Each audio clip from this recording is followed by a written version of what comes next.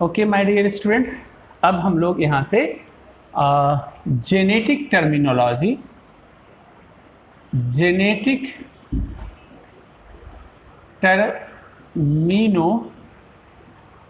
के बारे में पढ़ेंगे। ये इसलिए कि आपको प्रिंसिपल ऑफ इनहेरिटेंस के बारे में अच्छे से जानकारी प्राप्त करने के लिए आपको कुछ जेनेटिक टर्म के बारे में जानकारी लेनी पड़ेगी। जैसे हम सबसे पहले आपको फैक्टर के बारे में बताते हैं। ये फैक्टर देखिए, ये फैक्टर यूनिट ऑफ इनहेरिटेंस है, यूनिट ऑफ हेरिडिटी भी आप बोल सकते हैं, यूनिट ऑफ हेरिडिटी। ये factor unit of heredity which is responsible for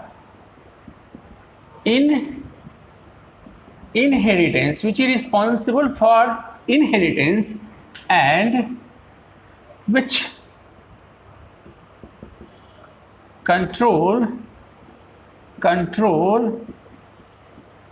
expression of a character।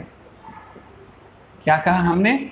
कहा कि फैक्टर हेरिडिटी का यूनिट है जो इनहेरिटेंस के लिए रिस्पॉन्सिबल है, साथ साथ हमारे शरीर के अंदर जो कैरेक्टर एक्सप्रेस होती है उसको भी कंट्रोल करता है। ये जो फैक्टर है, ये जो टर्म है, ये term this term was coined by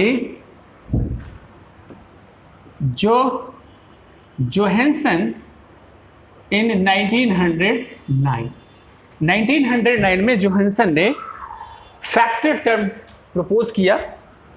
आपको ये भी जानना है, nowadays it is also known as gene.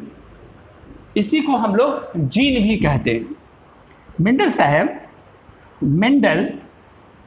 used the term element for this factor. यानी मेंडल साहब जो थे, ग्रेगर जोहन मेंडल, उन्होंने फैक्टर के लिए इस एलिमेंट टर्म का यूज उन्होंने किया था। आपको एक चीज़ और भी जानना पड़ेगा यहाँ कि जो मॉर्गन साहब थे, उन्होंने सबसे पहली दफ़ा सबसे फर्स्ट टाइम फैक्टर को रिप्रेजेंट करने के लिए उन्होंने सिंबल का इस्तेमाल किया। मतलब कि Morgan first of all used symbol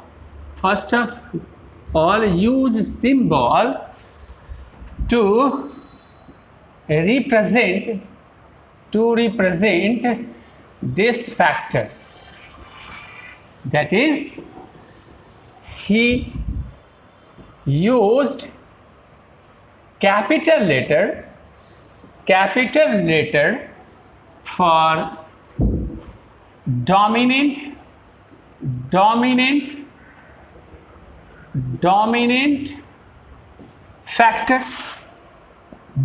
factor के लिए इन्होंने कैपिटल लेटर का इस्तेमाल किया।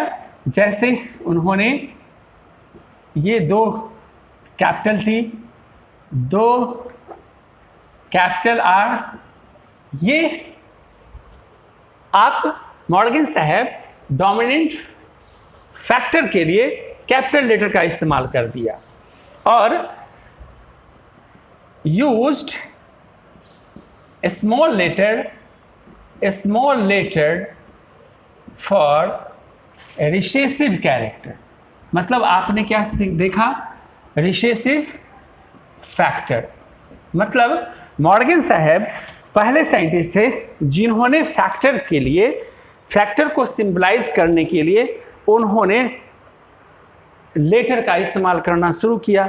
आप ये भी जानते हो कि आज ये आर्बिट्री है, आप कोई भी लेटर लेके किसी भी फैक्टर को रिप्रेजेंट कर सकते हो। तो आपने देखा कि जो फैक्टर है उसके लिए फैक्टर जो है हमारा यूनिट ऑफ हेरिडिटी है।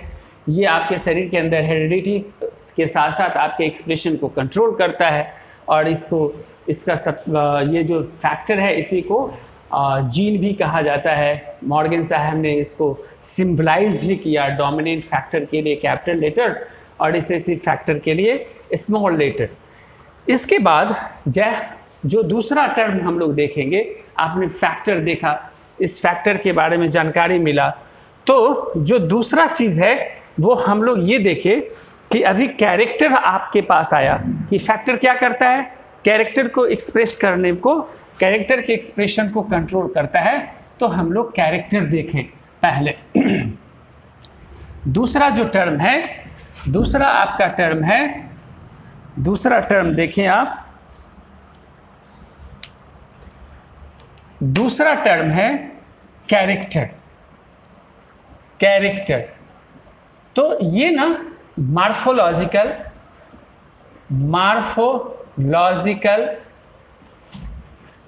Anatomical, cytological and behaviouristic feature होता है किसी भी इंडिविजुअल का, फीचर ऑफ इंडिविजुअल। तो आपने क्या देखा, कैरेक्टर किसी भी इंडिविजुअल का, किसी भी जीव का मार्फोलॉजिकल, एनाटॉमिकल, साइटोलॉजिकल और बिहेवियरिस्टिक फीचर। आप एज फॉर एग्जाम्पल देखें, एग्जाम्पल में कैरेक्टर ऑफ पी, जिसका बॉटनिकल नेम पाइजम सटाइवम है, और मेंडल साहब इसी पाइजम सटाइवम के ऊपर उन्होंने अपना एक्सपेरिमेंट भी किया था, प्लांट हाइब्रिडाइजेशन, हम लोग आगे पढ़ेंगे। तो कैरेक्टर ऑफ पी में आप हाइट ऑफ प्लांट देखते हो, हाइट ऑफ प्लांट देखते हो। दूसरा जो कैरेक्टर है position of pod and flower भी आप देखते हो। तीसरा जो है शेप ऑफ पॉड है। चौथा जो है वो कलर ऑफ पॉड है। पांचवा जो है कलर ऑफ फ्लावर है। छठा जो है शेप ऑफ सीड, जिसको आप कॉटिलेडन्स भी बोलते हो। सातवां जो है कलर ऑफ सीड या कॉटिलेडन्स है। तो आप ये पी के कैरेक्टर्स के बारे में आपने देखा। हम कैरेक्टर ऑफ ह्यूमन भी आपको कुछ कैरेक्टर ह्यूमन का है वो भी आपको दिखलाते हैं। Character of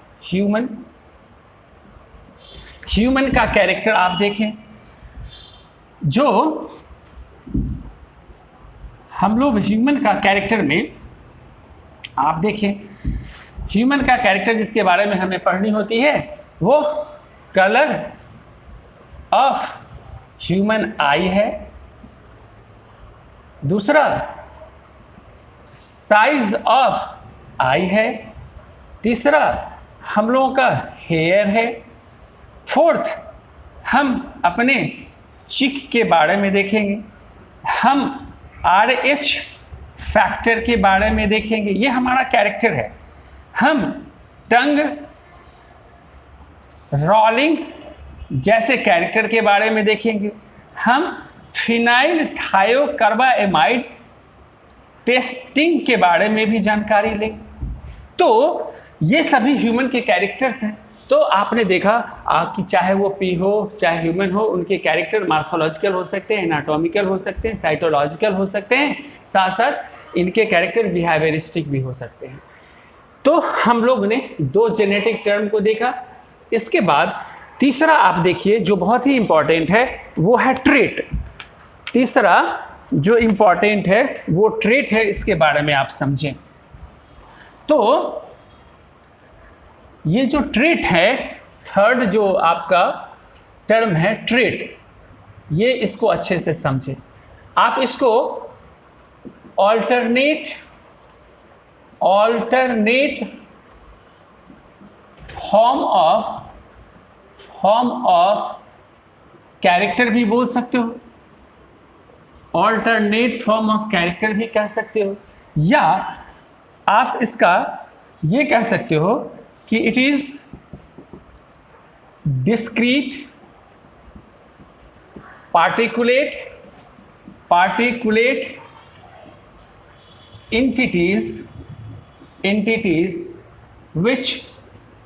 which cannot blend या मिक्स। क्या समझे हम लोग कि ट्रेट डिस्क्रीट पार्टिकुलेट एंटिटीज है जो ब्लेंड मिक्स नहीं होती, आपस में मिश्रित नहीं होती। आपको ये चीज़ जानना है कि ये जो ट्रेट होती है, इस ट्रेट को हम डोमिनेंट ट्रेट भी कहते हैं, और इसे हम रिसेसिव ट्रेट भी कहते हैं। डोमिनेंट ट्रेट हो गई और रिसेसिव ट्रेट हो गई। एज फॉर एग्जाम्पल के रूप में हम आपको दिखलाते हैं ट्रेट का एग्जाम्पल। अभी आपने ह्यूमन कैरेक्टर्स के बारे में देखा, तो उसी से रिलेटेड हम आपको इसका एग्जाम्पल आपको दिखा रहे हैं। चलिए, जैसे ह्यूमन कैरेक्टर आपने देखा, ह्यूमन कैरेक्टर में आपने देखा कि आई कलर आपने देखा, आई साइज आपने देखा, तीसरा जो है हेयर, चौथा लिप्स, पांचवा टंग, आरएस फैक्टर दिखाते हैं आप, आरएस फैक्टर, छठा टंग रोलिंग देखिए, और एक सातवां फिनाइल थायोकार्बाएमाइड टेस्ट के बारे में देखिए, टेस्ट। तो जब ये सभी कैरेक्टर हैं, ये सभी क्या हैं, कैरेक्टर हैं, तो इस कैरेक्टर के ऑल्टरनेट फॉर्म ट्रेट होती हैं। तो आप इसमें डोमिनेंट ट्रेट देखें और रिसेसिव ट्रेट देखें, दोनों देखें, रिसेसिव ट्रेट देखें, डोमिनेंट ट्रेट और रिसेसिव ट्रेट। तो जैसा कि आपको मालूम है आई कलर, तो ये जो आई कलर है ब्राउन और ब्लैक जो है डोमिनेंट में आती है, और जो ब्लू है वो रिसेसिव में आता है। हम पहले आपको बताए कि जो मॉर्गन साहब थे उन्होंने सिंबल यूज़ किया, जो लेटर से हम किसी ट्रेट को रिप्रेजेंट करते हैं। लेटर से किसी भी ट्रेट को आप रिप्रेजेंट कर सकते हो, और ये लेटर आर्बिट्री है। तो अगर आप इसके लिए बी लेते हो तो कैपिटल बी आप लेते हो, कैपिटल बी अगर आप सेलेक्ट करते हो तो ब्राउन हो जाती है, और यहाँ स्मॉल बी अगर सेलेक्ट करते हो तो ब्लू, ये रिसेसिव कैरेक्टर हो जाती है। इसी तरह से साइज जो है, आई साइज, आप इसको लार्ज के लिए आप कैपिटल एल मान लो, तो स्मॉल जो है उसके लिए आपको स्मॉल एल लेना पड़ेगा।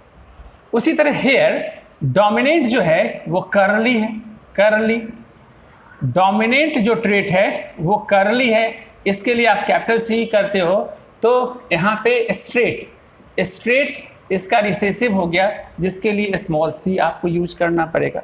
लिप्स अगर ब्रॉड है, BROAD ब्रॉड, तो आप इसके लिए बी यूज कर सकते हो, और नैरो अगर यूज करते हो तो इसके लिए स्मॉल बी यूज कर सकते हो। आरएस फैक्टर पॉजिटिव और दूसरा नेगेटिव। तो आरएस फैक्टर, आरएस पॉजिटिव हो गई और ये आरएस नेगेटिव हो गई। पॉजिटिव डोमिनेंट है, नेगेटिव रिसेसिव है। टंग रोलिंग में एबल टू रोल डोमिनेंट है, और अनएबल टू रोल रिसेसिव है। इसी तरह से पीसीटी टेस्ट में टेस्टर कैन टेस्ट ये डोमिनेंट है और unable to test unable to test ये रिसेसिव है। आप लेटर यूज़ कर सकते हो। इसी तरह से हमने जो पी का कैरेक्टर देखा उसके डोमिनेंट ट्रेट और रिसेसिव ट्रेट आप करोगे, उसके बारे में भी हम आपको प्रिंसिपल ऑफ इनहेरिटेंस में बताएंगे, जब प्रिंसिपल ऑफ इनहेरिटेंस के बारे में हम आपको जानकारी देंगे। तो यहाँ से फिर हम अभी और भी जेनेटिक टर्म है जिसके बारे में एलील वगैरह, एलील के बारे में पढ़ेंगे, होमोजाइगस जीन या एलील के बारे में, हेट्रोजाइगस जीन या एलील के बारे में आपको जानकारी देते हैं।